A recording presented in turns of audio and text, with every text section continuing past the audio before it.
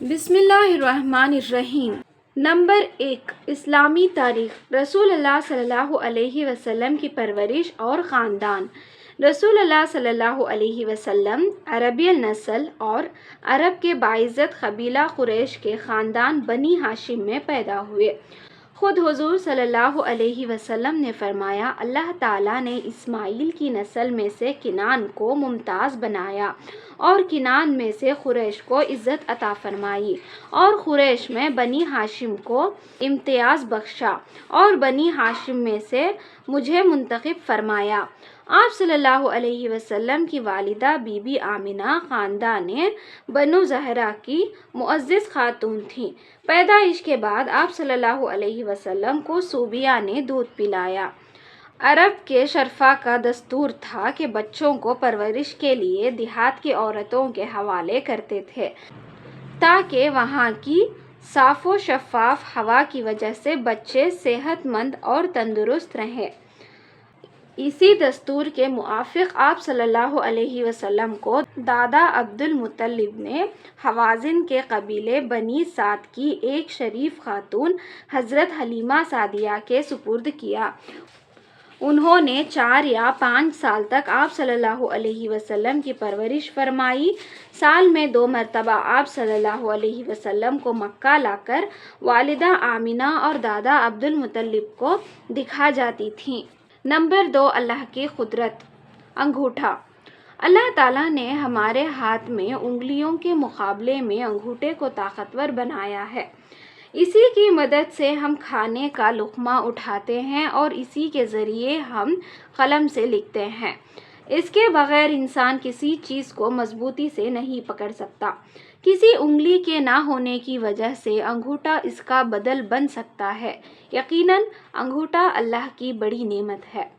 Number 3، ایک فرض کے بارے میں۔ نماز چھوڑنے پر وعید۔ رسول اللہ صلی اللہ علیہ وسلم نے فرمایا، نماز کا چھوڑنا آدمی کو کفر سے ملا دیتا ہے۔ دوسری ایک روایت میں ہے کہ ایمان اور کفر کے درمیان نماز چھوڑنے کا فرق ہے۔ نمبر 4، ایک سنت کے بارے میں۔ دسترخوان بچھا کر کھانا۔ حضرت انس رضی اللہ عنہ فرماتے ہیں کہ رسول اللہ صلی اللہ علیہ وسلم نے نہ کبھی میز پر اور نہ تشتریوں میں کھانا کھایا۔ پوچھا گیا، پھر کس پر کھاتے تھے؟ فرمایا، دسترخوان پر۔ نمبر 5، ایک اہم عمل کی فضیلت۔ قرآن کریم دیکھ کر پڑھنا۔ رسول اللہ صلی اللہ علیہ وسلم نے فرمایا، جو شخص قرآن کو دیکھ کر پڑھنے کا عادی ہوتا ہے، اللہ تعالیٰ اس کو اس کی آنکھوں سے فائدہ اٹھانے کا موقع دیتا ہے جب تک وہ دنیا میں رہے، یعنی اس کی آنکھوں کی بینائی موت تک باقی رہتی ہے۔ نمبر 6، ایک گناہ کے بارے میں۔ اذان کے بعد مسجد سے نکلنا۔ رسول اللہ صلی اللہ علیہ وسلم نے فرمایا، جس نے مسجد میں اذان سنی پھر وہ کسی ضرورت کے بغیر مسجد سے چلا گیا اور اس کا واپس آنے کا ارادہ بھی نہیں ہے تو وہ منافق ہے۔ خلاصہ، اذان کی آواز سن کر بلا شرع ضرورت کے ایک سچے پکے مسلمان کی شان نہیں ہے کہ وہ مسجد سے باہر چلا جائے۔ ایسا کرنا منافق کا عمل ہے۔ نمبر 7، دنیا کے بارے میں۔ 2 خواہش مند شخص۔ رسول اللہ صلی اللہ علیہ وسلم نے فرمایا، 2 حریص ایسے ہیں جن کا دل کبھی نہیں بھرتا، ایک علم کا حریص جس کا دل کبھی نہیں بھرتا ہے، اور دوسرا دنیا کا حریص اس کا بھی دل کبھی نہیں بھرتا۔ نمبر 8، آخرت کے بارے میں۔ قیامت کے دن اللہ کے سامنے کھڑا ہونا۔ قرآن میں اللہ تعالیٰ فرماتا ہے، کیا یہ لوگ اس بات کا یقین نہیں رکھتے کہ یہ ایک بڑے سخت دن میں زندہ کر کے اٹھائے جائیں گے، جس دن سارے انسان رب العالمین کے سامنے کھڑے ہوں گے۔ نمبر 9، طب نبوی سے علاج۔ ہر قسم کے درد کا علاج۔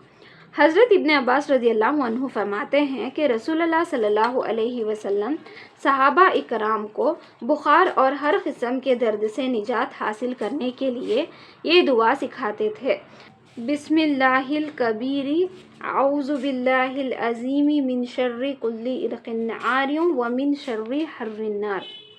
نمبر 10، قرآن کی نصیحت۔ قرآن میں اللہ تعالیٰ فرماتا ہے، اے لوگوں، اللہ کے تم پر جو احسانات ہیں ان کو یاد کرو۔